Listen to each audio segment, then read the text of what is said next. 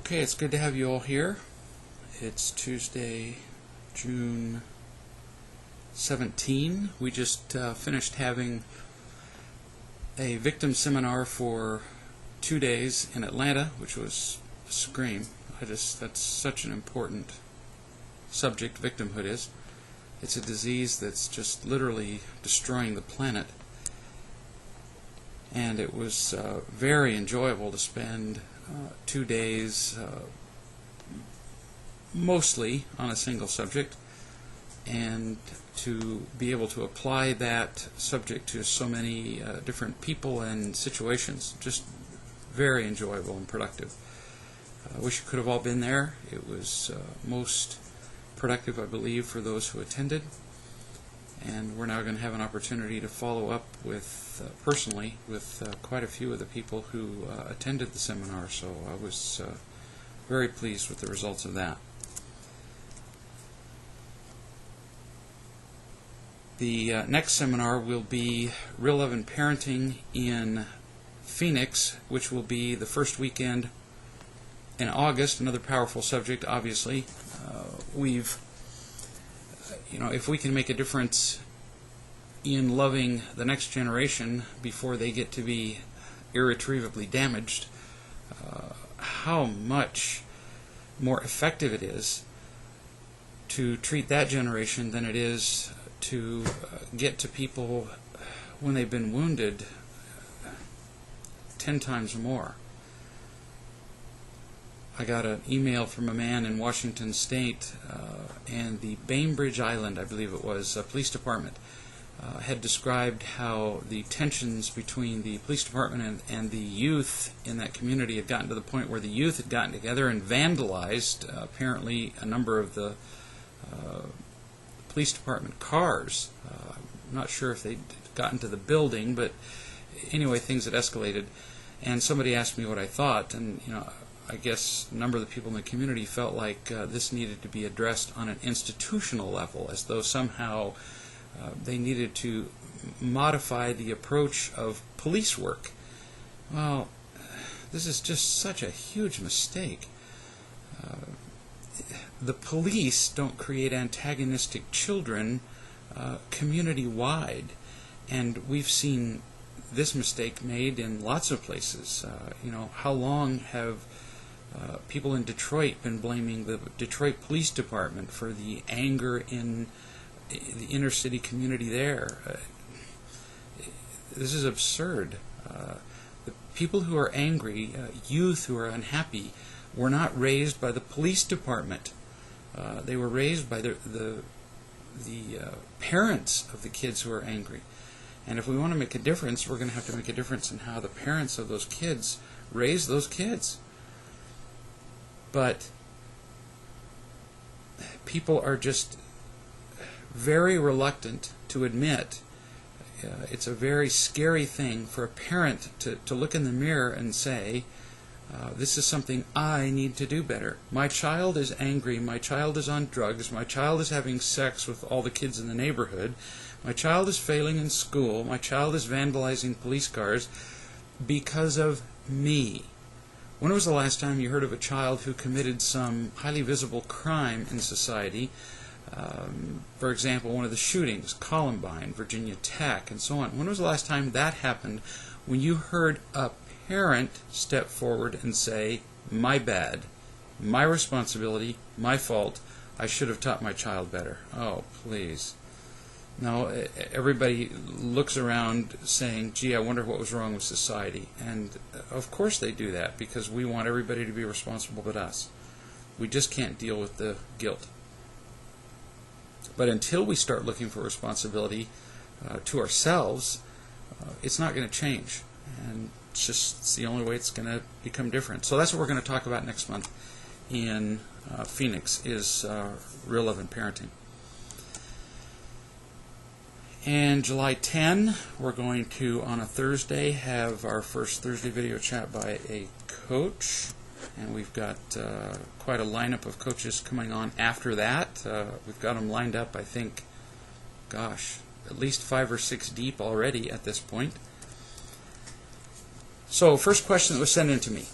My son is a nagging health freak. He calls me fat and says I have to lose weight or I will die. I've lost 30 pounds. I'm 5'6" and weigh 163. I've been going to recovery meetings and getting help with my job search, and I've been exercising. He's a clutter addict and has a hard time throwing anything away. I'm surrounded by trash. I feel debilitated and sad and dead emotionally. I have a lot of rage and fear that he will never clean up, and he does not. So notice, even as you say this, the person who's sending this in, that you feel a need to describe your weight, as though you needed to somehow rationalize that you've lost weight and you're getting thinner. And, you know, I just don't care, which I'm sure you've had to rationalize with your son. You get to weigh what you want to weigh, which is something that you need to tell your son. So you can sit down with him at some point if you wish. I mean, I'm not going to tell you what you have to do any more than your son tells you what to do. But if you'd like to be happier and lose some measure of this victimhood that's just killing you, you might sit down with your son and say, you believe that I weigh too much. Is there any doubt in your mind that I've heard what you have to say? And so you tell him, I've got it. You've told me that I weigh too much, and I understand you. So what I'm telling you is that I don't ever need to hear that again from you. I really don't.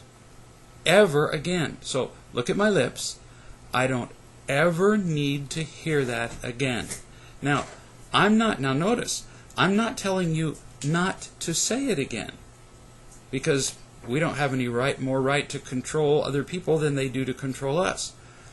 So I'm not telling you not to say it, but what I'm telling you is I don't need to hear it. So if you tell me that I need to lose weight when I already know it, then the only reason to tell me that I need to lose weight is if you would assume that I'm so stupid that I can't hear it from day to day. Now, if you have to write down what I'm saying, do that, so that you get this whole message across to him. And then tell him, the most stressful thing to me in my life right now is not that I'm overweight, but that you keep telling me about it. It makes me feel, it makes me feel, bad phrase. I feel as though you judge me worthless and stupid. I don't feel like you genuinely care about my happiness when you keep repeating a thing that I already understand. So I'll tell you that you can keep telling me that I'm overweight and that I need to lose weight. Now, this is a decision you have to make. You have to decide whether you want to live with this stress. And see, you seem to just badly need your son's affection. Well, it's not seems, you do, or you wouldn't put up with this. And this is a recommendation that I make to you, and you don't have to take it. But if I were you, I would say this to him. I would say, you may keep telling me that I'm overweight, but if you continue to do it, this is too stressful to me, and I will ask you to move out and to live somewhere else. And I would not bring up, in conjunction with the discussion about overweight, I would not bring up the fact that he is a clutter addict. If you want to have a discussion about him being a clutter addict, it will have to be completely dissociated from your discussion about his hounding you about being overweight. But this is clearly stressful to you. You don't like it. And there's no reason for you to bring additional stress into your life, especially from somebody who lives with you that you're not married to. You would only put up with this if you have a pathologic need for your son's approval. And I would suggest to you that your need for your son's approval is just as damaging to you as the fact that he's criticizing you. So it's probably going to be a very good thing if you say to him, I don't really need to hear this anymore. And if you continue to do it, I will ask you to go. Then, if he continues to do it, you don't warn him again. You say, you have till Friday the 29th or whatever it is, I just can't live with that level of stress. And then when he promises, oh, I won't do it. No, you've already had that discussion. You already had the discussion about what will happen if he keeps it up. And you say, I love you, I care about you. It's that I can't live with the additional stress of that criticism. So I'll love you the same. I will care about your happiness the same. But I can't live with that. And then you have him leave. Because you don't have to live with it. We think that because somebody's related to us, a son, a child, a daughter, a husband, or what, we think that we have to live with whatever they do. And you don't. You can always leave it. And if they live with you, and it's your house, you can always have them leave you. And you don't have to do it in a harsh way.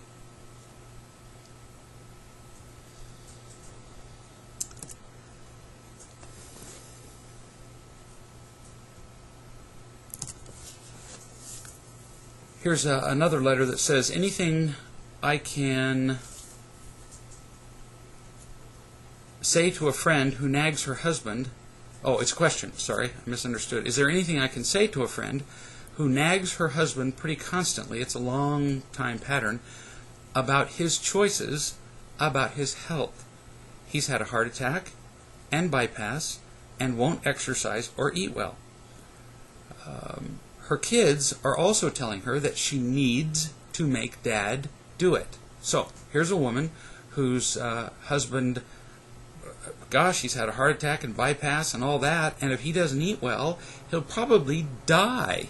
And so, she feels especially justified in saying to her husband, let's say his name is Fred, Fred, you ought to this, you ought to eat that, you ought to do that, you ought to lose weight, you oughta. She's truly afraid of losing him to another heart attack. And she tells me that she knows she shouldn't be a nag, but she doesn't know what to do. I've shared a few real love principles, the law of choice particularly, but would love to know what else I can say to her. All that matters in a relationship is love. Period. That's the end. And so, frankly, this discussion is very much like the one that we just had before this. And so what I would do is say to her, is there any doubt in your mind that your husband knows what your opinion about his eating habits are, or about his health choices? No, he already knows. And so if I were talking to this woman, to the friend, I would say this: it's far less important that you nag and hound and bother your husband till he wants to scream and prolong his life a short period of time and make him miserable. I mean, what good is that? We get so focused in our lives on prolonging life. I was a surgeon for 20 years and I saw our focus on that. Oh, let's prolong life. Let's make it last a little longer in the cases of people's lives who are obviously unhappy. Well, what real service are we doing for these people? So I would say to this woman with the unhealthy husband, you are not doing him a favor. You make his life longer and miserable. So really, that's like torturing him longer. That's not a favor. So be quiet. Sit down with your husband and say, Fred, what would you like me to do regarding your health habits? Is there any part of what I do that's useful? Ask him what he wants, darn it. So, for example, he may say, well, I really hate it when you advise me about food, but I kind of like it when you remind me to take my pills, because I forget those. Well, there's the answer, sweetie. So what you do is, you help him with what he wants. And then you say, I am truly sorry that I have nagged you and hounded you and treated you like a witch all these years. That's what you say. So rather than prolong his life and make it awful, you say, what I'm going to do now, I'm going to let that go.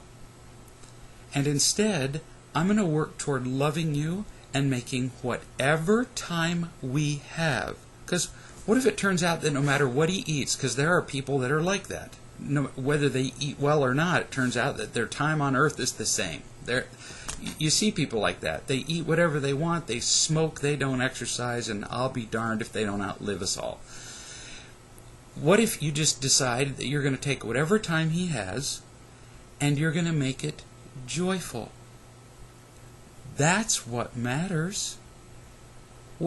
Wouldn't you rather that when he died, you had sweet, peaceful, joyful memories of your time together, as opposed to you prolonged his life 2 months and he's lying there in the casket and you're filled with nothing but bitterness and regret and acrimony and going, why wasn't I nicer to him in the last days of his life? When that day comes, you're not going to be glad that you pushed him to eat his broccoli instead of his ribs. You're not. You will not be glad you did it. So have that conversation with him and love him instead of pushing him and adding a few days to his life. Just silliness. We think we're doing people a favor. But before you're sure you're doing somebody a favor, let's see, ask them. Usually they can tell you.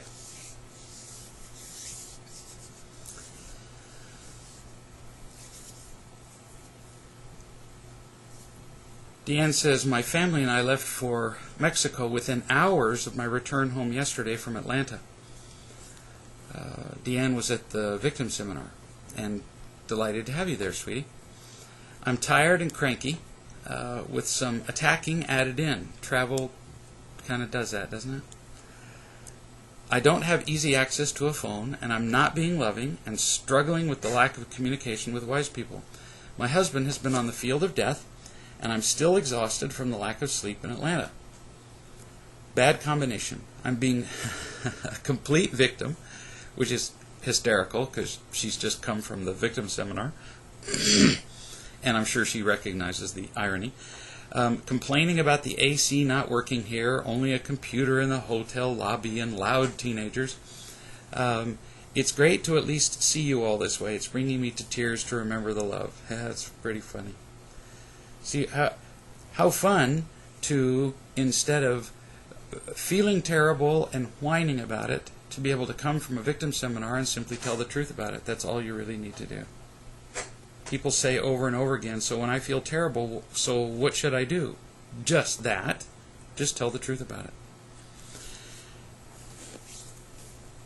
And feel the acceptance and love of the people that you talk to. My 13-year-old nephew is coming to spend about 5 weeks with me soon. So maybe you need to reassess your decision. Good for you. That takes courage. I want to help him with reading during this time. He barely passed this year and has already failed once. That's just so scary for a kid because they just feel like they're on the edge of failure all the time. He's a smart kid, just empty and afraid. My plan is to spend about 30 minutes each day reading with him. Also, for this short period of time, how much concern or effort should I invest in loving and teaching him? Well, if you want to teach him anything, if you want him to progress in his reading, I would invest a lot of time in loving and teaching him. Because if a child feels loved, they learn faster. Period. The logical proof of this is to just do an extension of it in the reverse. So if you're screaming and yelling at a child, how much do they retain? Adults don't, neither do children. So if you are accepting and loving toward this child, and you work with this child to read with him, be constantly giving him opportunities to succeed and to accept him with whatever mistakes he makes. But it's also wise to create opportunities where his mistakes are not overwhelming. Because if a child makes too many mistakes, it's hard for him to even imagine that you can accept him. He can't accept himself with too many mistakes. So you want to be sure that you give him tasks that aren't so overwhelming that he doesn't make too many mistakes where he can even consider that it's possible that he can be accepted. Because even if you are accepting of him, he won't believe that he could be accepted. He won't accept himself.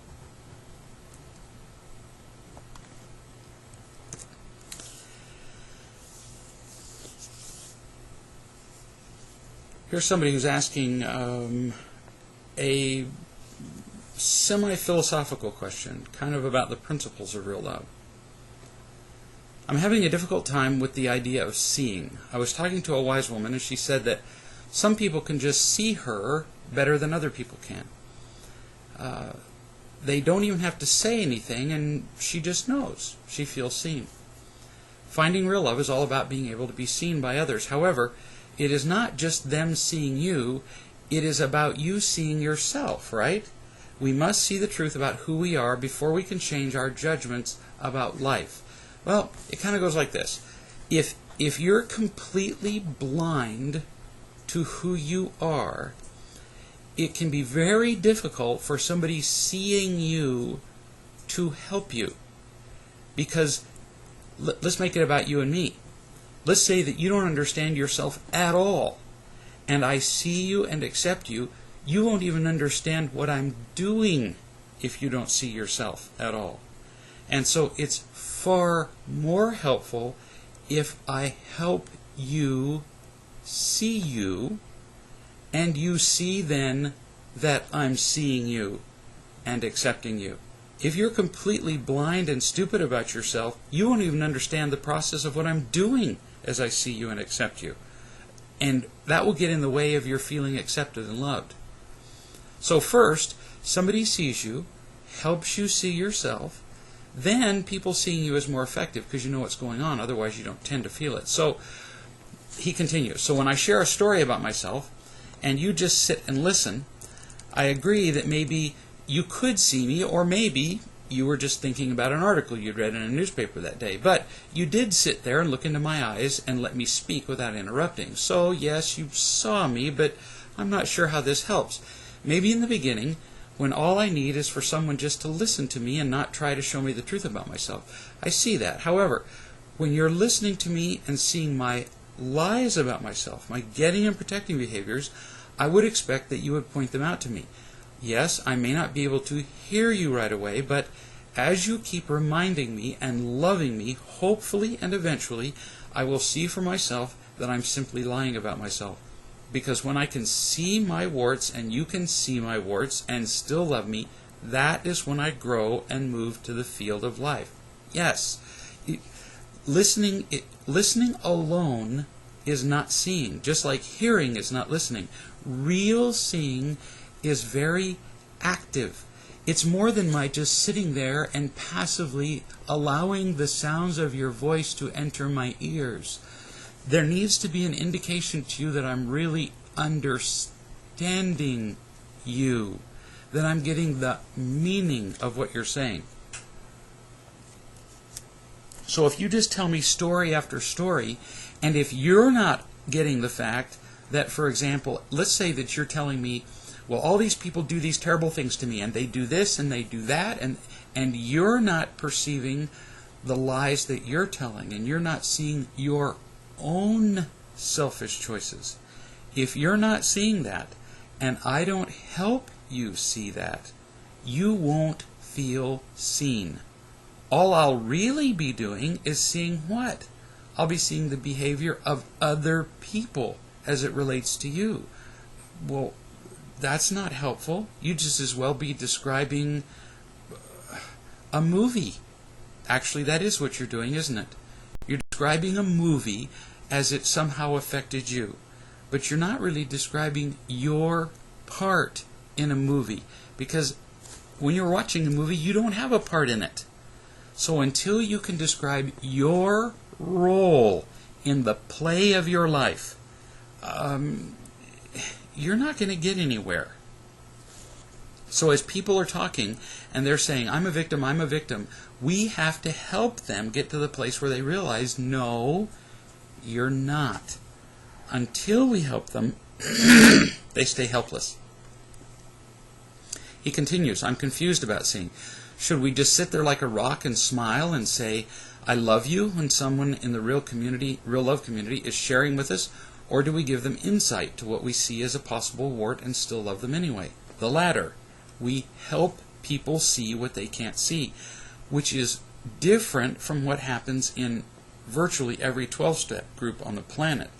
People will stand up, for example, in Alcoholics Anonymous meetings, and they will say, hello, I'm Greg, I'm an alcoholic, and they'll say, I used to drink, but now I'm sober. And they'll sit down, and everybody in the group will go, wow, that's just really great.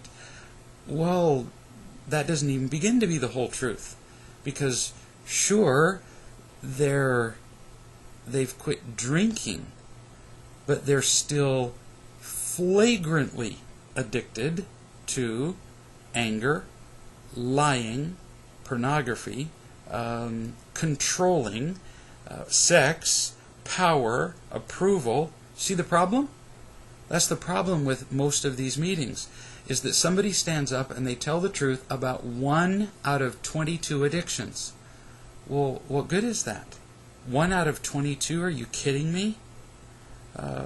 It's minuscule. It's really ineffective. He continues, for me, the rock method, in other words, listening like a rock, will fail because the wart is never pointed out. I'm not saying that I need to stand on your head and say that I'm right about your warts and you need to be fixed. No, I'm just saying that in some way the warts need to be seen, not just by me, but by you. And so therefore I need to give you some comparison about mine, or even talk about what might be your warts. Absolutely. And just to kind of summarize what's left, is that in real love, seeing somebody is a very active phenomenon. We really need to get in there when somebody's talking and not just listen to the words they're saying and go, And you've all been to seminars where people have talked to me, and I don't do that.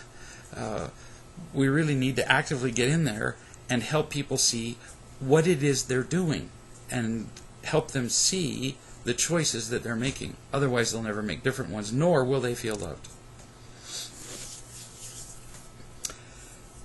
This person says, my friend has a 3-year-old that never wants to sleep. She said he's so cranky but will not even take naps. At nighttime he cries and throws a fit. What is an age-appropriate way to handle this to help him get some sleep? There are several reasons that a child doesn't like to sleep. One is that he hasn't been disciplined to go to sleep. And so the child just has an absolutely chaotic life. And what child doesn't like to be up and be active and doing things rather than being put to bed, which is boring? And then once a child is up and active and been crazy and allowed to be without a schedule long enough, then kids get so tired that they find it difficult to go to sleep. Now they're cranky and irritable and screaming and have a headache and find it difficult to sleep, just as many adults do. So with a 3-year-old, you don't ask the child if the child wants to take a nap or go to bed. And I have a feeling that's what this friend does. I mean, listen to it. The child never wants to sleep. Well, you don't ask. And so at age 3, this kid should be going to bed at, 8, 8:30, something. And the child should be trained to do that. In the beginning, you've got to understand that this kid has had no love, no help, no guidance. And so in the beginning, you don't just pitch the kid in his bed, zip tie him to the rails of his bed and leave him there to go to sleep. He's going to need a little bit more affection than that. And so what I would do with a kid like this is I would start getting him ready for bed at 7 o'clock, get him all cleaned up and watered and teeth brushed and all that jive that you do. Go in and read him a story. snacks and all that stuff that you do for a kid, and then that's it. Then you don't do any more water. You don't do any more of that stuff. There's no more, well, I'm thirsty. Well, gee, tough. If you're thirsty, then you can have a tiny little cup of water, for example. I mean really little, next to his bed. But he doesn't get out of bed. That's the end of that. And for the first, week or so, maybe, you tell the child that for half an hour or so, you'll lie in bed with him and put him to sleep. You may sing him to sleep. You may read him stories. Which brings us to the other reason that kids don't go to sleep. One is lack of discipline, and the other is that the child is afraid. Going to bed is when the child is most alone. And so you lie down with the child, and you stroke the child's head, and pat his head, and kiss his cheek, and sing him songs, tell him stories for half an hour. I mean, you could do this all night long, but for you time it. And then at the end of a half an hour, you say, and so now I'm going to be leaving, and you'll need to stay in your bed. And over a period of time, you make the time that you stay in there to put the child to bed maybe a little less, but not a lot less. Your kid's worth a half an hour of putting to bed time. It's a wonderful bonding experience. I spent a half an hour putting my kids to bed until they were teenagers, just to give you a clue. Spend the time. So stroke him and put him to bed, and then if the child says, I'm going to get up out of bed, well, okay, he can get out of bed, but he can't get out of the room. And so the child will stay in the room. And you remove, bit by bit, you remove everything from the room so there's nothing to play with, and the only thing left to do is to go to sleep. It becomes a sleeping room. And he can scream and kick, and I've written in the parenting book at length about what you do with a child who wants to get out of a room, but if you have to lock the door from the outside for brief periods of time so that the child gets that, you can stay in the room with the door unlocked, or you can try to get out of the room, at which point we'll lock the door. You only have to lock the door for 30 seconds at a time till the kid catches on, because no child likes to have his door locked. They hate that. So you lock the door for 30 seconds, and the kid will sob and go, okay, I'll stay in the room, and then you unlock the door. Right? Seconds. And no, it doesn't give him a lifetime phobia. So those are just some of the suggestions. And, with each kid there are more, but it's a discipline problem, not with the kid. When I say discipline, I'm talking about it's a parental discipline problem. It's a lack of discipline on the parent's part to put a child to bed. Not a matter of disciplining the child. Please don't get confused about that. Somebody says, what is the best way to point out somebody's warts? Well, it depends on who it is. If it's somebody who's not invited you to point out their warts, if it's not somebody in the real love community, if you're not in a group, if you're not on a webcast, if you're not on a conference call, 90+% of the time, it's none of your stinking business to point out somebody's warts. Almost invariably when somebody makes mistakes, it's just none of your business, and so you don't. If you're on a teleconference call, it's a really very simple matter to say, would you like an observation about your behavior that might be helpful? Poof! Simple. And so you say, and then there are 1,000 different ways to point out their behavior. And what I suggest you do is read the books. My goodness. If it's a victim, there are easily 200 examples in the victim book of how you point out the victim behavior to a victim, but you don't ever do it in harsh language. You don't ever go, see, you're a victim. No. So do you see that? So an example would be, do you see that then, that it's not about your wife doing something to you? In this case, it was a choice for you to be angry. That's an example. Another example of truth-telling would be, somebody says, well, my wife does this and this and that, and then you say, so an example of truth-telling, it's very gentle, is instead of saying, well, and then you did this. No, you do it in the form of a question. So you say, and so I know your wife did all those things, then what did you do? And one of the common answers is, well, I didn't do anything.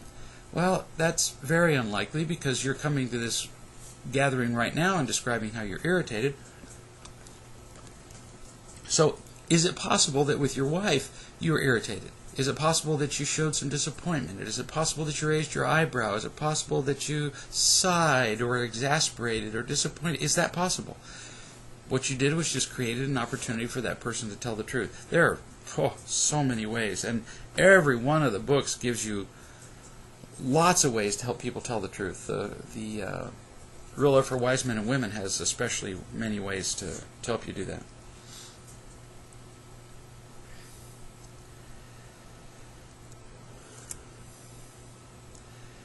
Here's a lady who wrote about, she's been having some real conflict with her mother, who's especially demanding.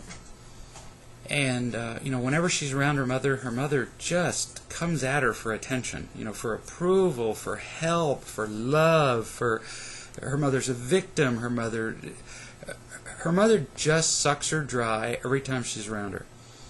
And I suggested that it may be, because it sounded like under there were no conditions under which this woman could be around her mother without feeling empty.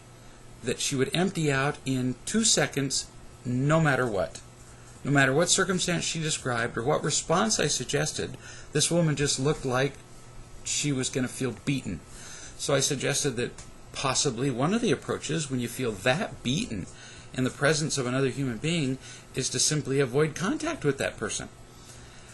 And she was asking, well, how was she going to go about telling her mother that she was going to not have contact with her for, say, 30 days?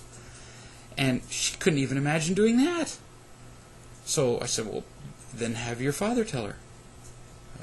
Well, maybe she could do that. So she wrote, and she said, I was thinking about what you said about talking to my dad, about telling my mom that I was not going to have contact with her for a month. And as I was driving home from the airport with my parents, I hadn't gotten this far in reading the letter. So she's headed home from this from the victim seminar, and she was picked up by the mother, who just absolutely drains her. She said, I realize that I need no contact with any of my family right now. It is just too difficult. Now, understand, this is not an indictment that her family is bad. It's more of an assessment of her emptiness. So she continues. She just can't handle them. They're so demanding of her that they just empty her right out. It's more about her, because if they were this demanding toward somebody who was healthy and full, it'd be okay. They wouldn't drain somebody else.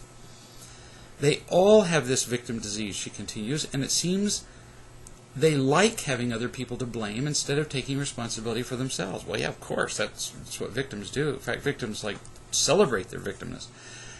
They have parties. They actually form entire political parties, come to think of it. As soon as I hear them do this, I feel responsible and start defending all the people they're attacking. Like my dad in the car was complaining about gays getting married in California, which has nothing to do with him or what I was even talking about. It is a hoot. Victims like to just attack everybody. And then I start defending the people they're attacking and telling them what we do have control over, and then I become their wise man, and it just empties me out. Especially because they don't want to hear a word I have to say, and they just can't hear me anyway, especially when they interrupt me and start rambling on about other unimportant stuff. But this is the only thing I know to do at this point, to stay away from acting like a victim. But then I'm still on the field of death with them and feel a huge responsibility that I have to meet their expectations of me to love them. It feels impossible to be around them for more than a minute without getting empty, because everything that comes out of their mouth is about somebody else. This is so exhausting and draining when I feel I need to love them, but they can't feel my love anyway. So what I need for me to get healthier is not to have contact with any of my family for a while. It's probably a great idea. I'm willing to accept all the consequences. Do you think if I just ignored their calls, didn't go to see them, and pretended they didn't exist for as long as I need to get healthier and stronger, that would be okay? They're going to feel so offended and blame me either way. Or do I need to contact every family member and let them know that I don't want any contact? What do I say exactly? I feel like just ignoring everybody might be better. What do you think? You could do the just ignoring them, but they'll hound you to death because they won't understand it. And it just makes some people insane to be ignored. They can't stand it. I was talking to a fellow at the seminar this weekend, and he was describing an interaction he had with his father-in-law. And he'd been, this fellow that I was talking to had been very unkind to his wife. And his wife went home to her parents, and of course her parents sided with her. Well, I shouldn't have said of course, some parents don't, but her parents did.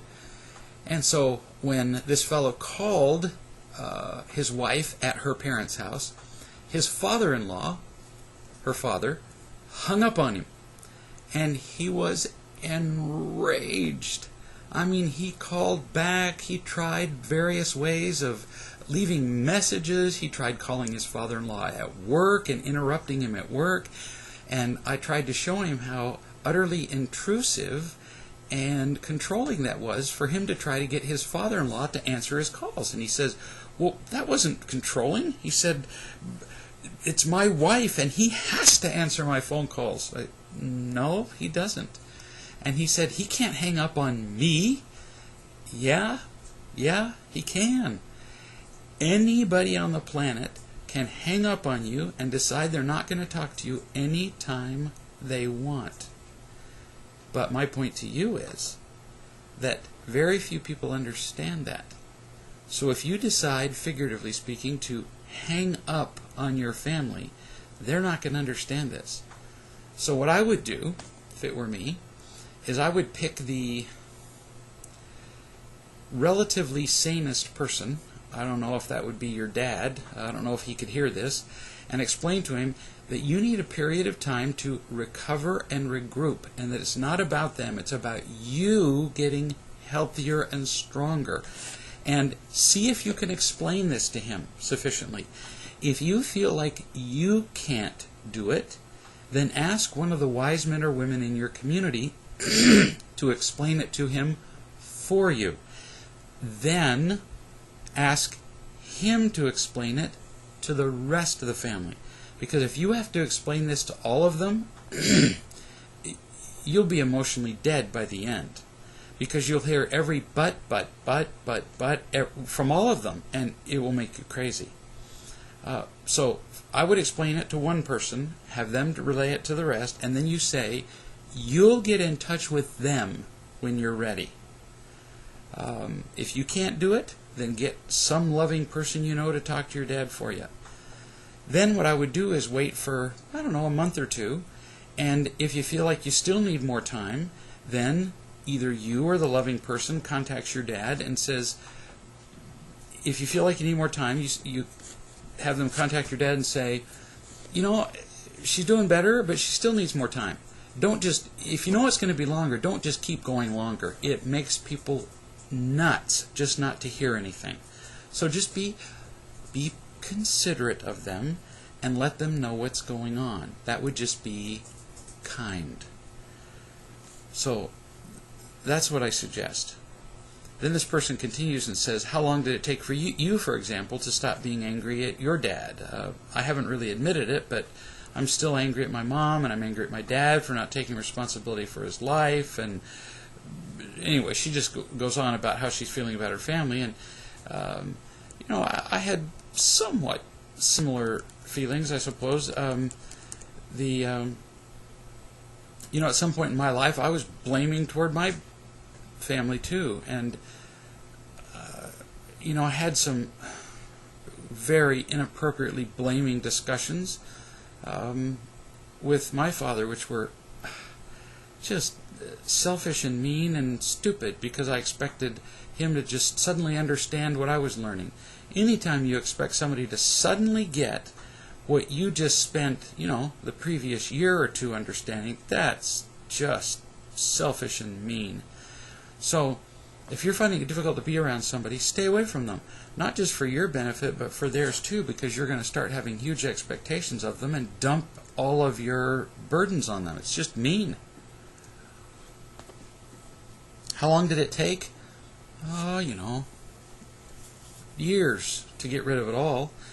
And she wanted to know, did I get rid of all the feelings of anger toward my father before I made my first contact with him? No! That's why it's called faith.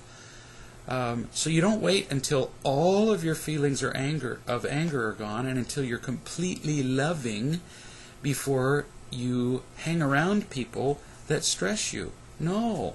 You wait until you have a little love toward them and a little ability to be around them, and then you offer that time as a gift to them. And then you exercise a little more, and you spend a little more time with them, and that's how you grow in love, is by steadily exercising that.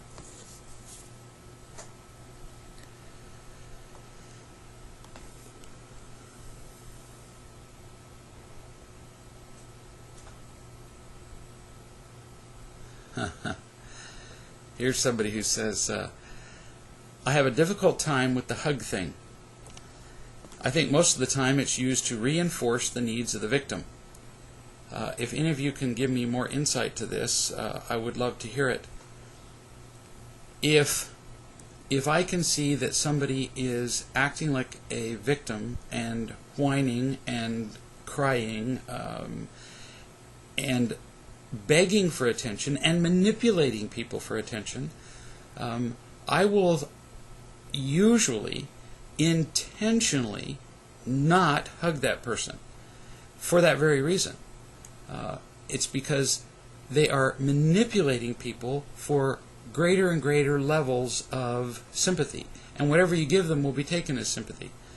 And so I tend to talk to those people in a even more straight, unsympathetic, which is different than uncaring tone of voice. In other words, just more straight. More, I understand what you're saying. I hear you. Let me help you reframe what you're saying in a different tone. Whereas somebody who is less of a victim, I might infuse more, or not infuse, allow more natural compassion to come out in my tone of voice. Victims are, you treat everybody according to what they need. Now, if you naturally feel like giving somebody a hug, and you know that they're a known victim, but you're just feeling naturally loving, and you feel like hugging somebody, and they're not actively in the process of whining and crying and in the puddle of tears in the middle of the room, just because somebody's a victim isn't going to stop me from hugging them. Because knowing that somebody's a victim isn't going to stop me from becoming a more loving person. Make sense? So I need to practice loving. And I'm not going to walk around everywhere going, let's see, I would naturally share with you a loving act, but let me think. Let me analyze this on the victim scale. No, I can't be loving with you because you might take that as a victim. Do you see how intellectually tortured this could become? I would rather make a mistake on the side of being too loving, too touching, too hugging, too sympathetic even toward a victim, and have them take that as imitation love, than withhold affection that I naturally felt like giving. You want to make a mistake? Be too loving.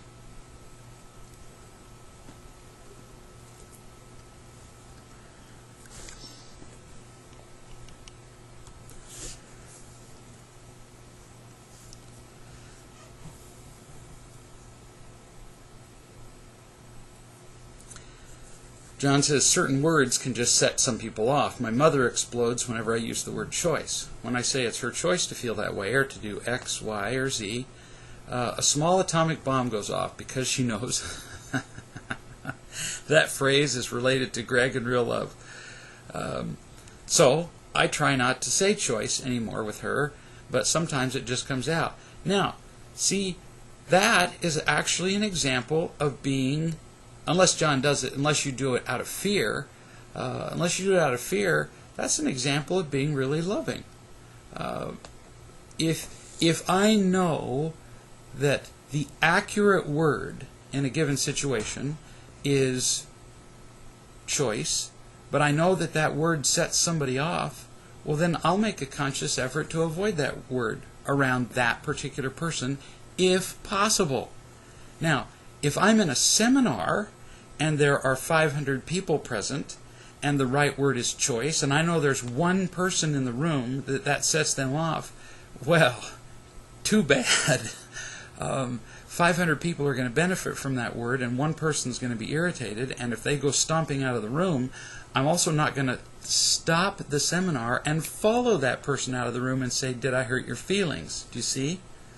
So you do the best you can in whatever situation you're in, and sometimes people's feelings get hurt. You do the best you can. And in fact, in any given teaching situation, like if I'm in a seminar, I pretty much count on on at least a few people being offended in any given moment. If, as a teacher, if you're teaching a group of people and somebody's not offended, you're probably not teaching very effectively. Because teaching implies helping people get to a place where they're actually growing. Growth requires some discomfort. And if you're not teaching people to the place where they're actually stretching and growing, which means that some people are going to be annoyed, then you're probably too easy a teacher, and you're not actually helping people grow. So when after a seminar somebody says, well, I was offended that, I figure, well, okay, and I listen to that, but that's part of teaching. And as wise men and women, we need to understand that. That's just part of the deal. And when somebody tells you they were offended by what you say, if you resolve that you're never going to say that again, you make a huge mistake. That may be exactly what you needed to say for 90% of the people who were there. Well, even for the person who was offended, that may have been perfect for them. Here's a woman who says, my boss's daughter recently started working at my boss's company, and she brings her 4-year-old daughter into work with her. So here's the picture. We got the boss, we got the boss's daughter, and we got the boss's 4-year-old grandchild all at work. The 4-year-old behaves badly, makes a lot of noise, talks to us while we work, interrupts us while we're talking to each other about work issues, gets into things, breaks things, disobeys her mother, and so on. And the mother, the employee, yells and screams at her a lot. Personally, I can't even imagine this happening at work, but I understand that there are actually a number of companies, it's not a great proportion of companies, but there are a number of companies around the country now who are presently experimenting with, and some have been doing it for years, with having small children in the workplace sitting at the desk sides of their parents. I can't even picture this working, but here it is. My boss and her husband, who also works there, never say anything about the girl's behavior to their daughter or to the child, their granddaughter. My coworker, who shares an office with me, is clearly annoyed and irritated by the little girl's behavior, especially after the girl broke one of her personal belongings that was on my coworker's desk. I should mention, by the way, that these companies where they do this, the person who has the child in the office has a private office and does not have the kid out working where other people could be distracted and annoyed. She continues, I'm annoyed too, both with the 4-year-old and her mother. I'm not sure what to do, but so far when the girl, the little 4-year-old, tries to engage me in conversation, or when she interrupts when a coworker and I are discussing business matters, I've said something like, we'll call her Susie, I've got to get back to work now, so I won't be able to talk with you. Or, I'm talking to Lucy, whatever her coworker's name is right now, so I can't speak with you. Real love-wise, is there anything else I can say or do, either to the child or the mother or my coworker about this situation? There are some things, but you need to start off with the person you need to talk to first, who you didn't mention. You could talk to the child, but that would be the least effective thing. Trying to train a 4-year-old who's not yours at work, that would be relatively ineffective. Or speaking to the child's mother. I mean, you've already said that the mother says absolutely nothing while the child's behaving like a banshee, or to your coworker. So that'd be the least effective. I want to be loving, but I also want them all to quit. The person to speak to first is to your boss, to the child's grandmother. So what I would do is go to, and if you're irritated, you're dead. So you have to understand first that the company's hers. And so she gets to do what she wants. And what you're offering is information and getting advice. If you go in irritated and make a demand, if you remember that it's her company, if you go in irritated and make a demand, she's going to defend herself. If you remember that it's her company, go in and offer information and ask for input. Oh, will it go better? So, if you go in and say, for example, I assume that if there's a situation in the office that it's affecting productivity in a negative way, that's keeping me from accomplishing my job or significantly affecting tension, you would want to know about it. Is that true? Well, you've trapped her. And she will say, well, of course I'd want to know about it. And then what you say is, I'm just informing you of such a situation and asking you what you would like my response to be. Well, now you've got her. I mean, you've trapped her in the mousetrap. Then you say, it's obviously your office, you get to do what you want. But we have this 4-year-old child here, and what happens is she interrupts me during the day and causes increased tension during the day with the noise, the interruptions, the breaking of things. You may not be aware of all this. So what I'm telling you is she consumes my time, which prevents me from doing the job that you are paying me to do. You're paying me essentially to babysit your granddaughter at X dollars an hour. Now, if that's okay with you, I simply need your permission to do that. So you need to know that for a number of minutes in the day when she comes up to me and chatters, I'll be being paid at X dollars an hour to do that. If that's okay with you, I just need your permission to do it, or do you want my response to be different, or were you aware of all this? Do you see how different this is? Now you're not complaining, you're relaying information, you're asking for input, you're saying, how would you like my behavior to change? Oh, man, this is beautiful. And you're showing a concern for her company. You see? That's real love, as opposed to charging in there and saying, I want something done. Oh, my, this should go way better. So I'd be interested to know how this goes. So, been a delightful Tuesday, as it always is, and I look forward to talking to all of you a week from today. So we'll see you next Tuesday. Love you all.